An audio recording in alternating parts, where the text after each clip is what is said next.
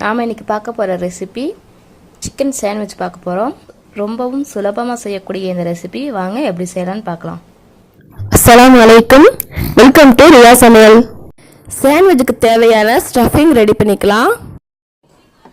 150 gram boneless chicken எடுத்துருக்கிறேன். மிளகாய்த்தூள் 1/2 spoon, மஞ்சள் தூள், கறி மசாலா தூள், இது வீட்டிலையே நான் ப்ரிப்பேர் பண்ணி வச்சுருக்கிறேன் கறி மசாலா பவுடர், உப்பு, சிக்கன் வேகிறதுக்கு ஒரு 1/2 டம்ளர் தண்ணி சேர்த்துக்கலாம். சிக்கன் நல்லா வேகட்டும்.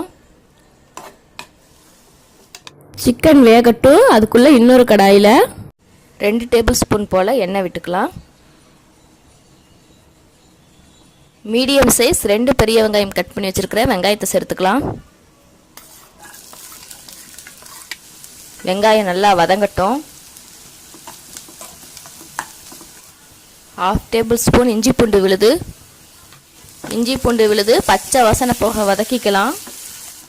ஒரு கேரட் கட் பண்ணி வச்சுருக்கிறேன், பொடியாக கேரட்டை சேர்த்துக்கலாம்.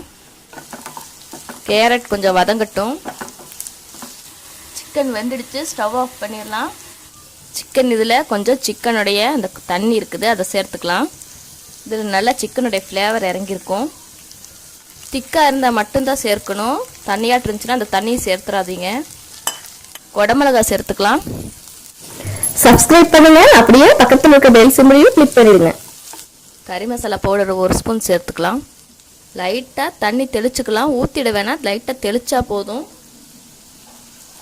சிக்கனை நல்லா பொடிசாக கட் பண்ணிக்கலாம். சிக்கனை சேர்த்துக்கலாம். டொமேட்டோ கெச்சப் 1/4 கப் சேர்த்துக்கலாம். உப்பு, ஃபைனலாக கொஞ்சம் கொத்தமல்லி சேர்த்துக்கலாம். ஸ்டஃபிங் ரெடி ஆகிடுச்சு. ஸோ ஸ்டவ்வை ஆஃப் பண்ணிடலாம்.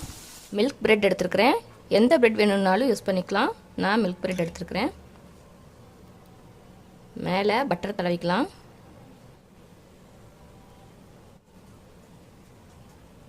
ஸ்டஃபிங்கை வச்சுக்கலாம்.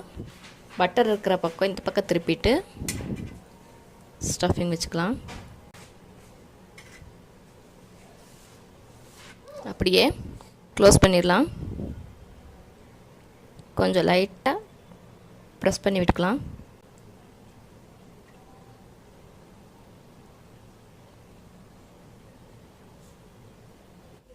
சாண்ட்விச் மேக்கரில் வச்சிடலாம்.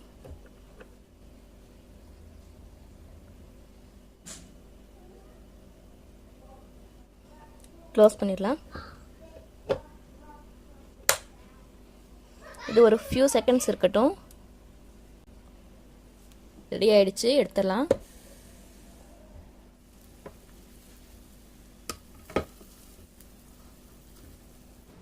Chicken sandwich ready.